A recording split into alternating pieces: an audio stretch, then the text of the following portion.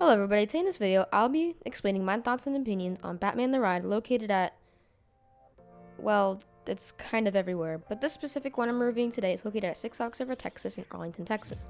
Before I get into it though, if you're new here and you like what I post, consider subscribing. I do a lot of coaster content just like this. I do a review every once in a while, do some rankings, even some coaster clashes, which is basically coaster battles. So if that's something that interests you, hit the subscribe button down below and you won't be let down. But with that out of the way, let's just get right into the review.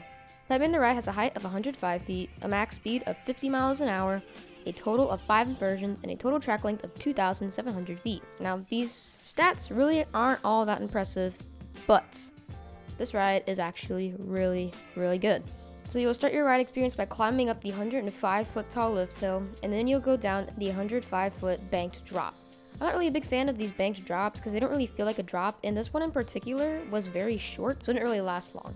After this drop, you'll come into a vertical loop, which gives some really good positive Gs, and after this loop, immediately you hit a 0G roll, which is very whippy. After this, you go into another vertical loop, and then you go into a really intense helix. Now, this helix was the most anticipated part of the ride for me, because I've heard so many good things about this, even if you're a really experienced coaster enthusiast, you'll gray out. But, I wasn't even close to graying out on this thing. I don't know if it's just me or something, or maybe it was running slow that day. I have no idea, but it wasn't that intense at all. It was basically just as intense as Great Bear's first helix, if that makes any sense. After this helix though, this ride gives you a break and you go into some straight track, and then you turn to your right, take a dip down, and go into the first of 2 corkscrews. After this, you'll take an overbank into another corkscrew, and then you'll take a nice left-hand turn back into the brake run. Alright, so there is definitely a lot to unfold in this layout. So this ride, yes, is very intense. This ride definitely focuses on positive Gs, and you only have that one break in that straight section of track, so you better be ready for it. The helix is definitely the most intense part of the ride, and I would have to say my favorite part of the ride was probably the 0G roll. It was very whippy, and I loved it. Now the question you all are probably wondering, how does this compare to Great Bear? I like Great Bear more. Now, yes, Batman the Ride is definitely way more intense than Great Bear, but the setting, the color scheme, the way Great Bear takes its elements, definitely I like that better, so that's why I rank Great Bear higher. But that doesn't mean Batman the Ride is a bad ride at all.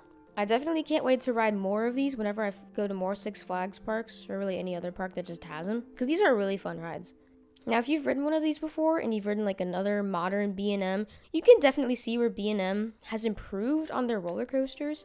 I don't know how to put it, but you just have to ride one of these to understand. I don't know if any other Batman the Rides are different, but this one definitely kind of tracks a bit different, if that makes any sense. I'm not sure if it does. But let's talk about the theming real quick. So Batman the Ride is, of course, themed to Batman. Out in the front, there is a Batmobile, I think. And the queue line I actually found pretty interesting. It was themed a little bit.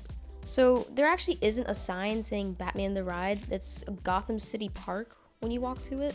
And then when you first walk into the queue, it's literally like a park. Like you're walking in the park. It's very squiggly, I guess. And it is kind of annoying to navigate because if there's no line, which there wasn't one when I was there, it is really just annoying and you wish you could just cut over, but you can't. Once you do actually get out of the park part of the queue, you get into this very industrial part of the queue. I don't know how to put it, a lot of, metal, very industrial, so, you have your yellow caution tape and everything. You have your big industrial fans, the lights, the weird metal tunnels and everything. It is actually kind of cool. Now, it's not on the level of, Disney theming per se, but it is some theming, and I did appreciate it for what it was. The station is actually really cool. I don't watch the Batman movies, so I'm not sure if it was, themed to his Batcave or anything. But it was definitely kind of cool, and it felt like you were actually in a factory. I really liked it. So I give this ride I would give it a 9 out of 10.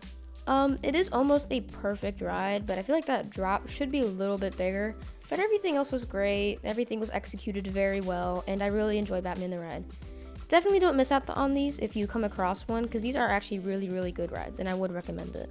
But that's all I got for you guys today. Thank you all for watching this video. Again, if you are new here and you like what I post, consider subscribing. And if you liked the video, drop a like down below and tell me your opinion on Batman the Ride. But that's all I got for you guys today, and I'll see you all later. Bye.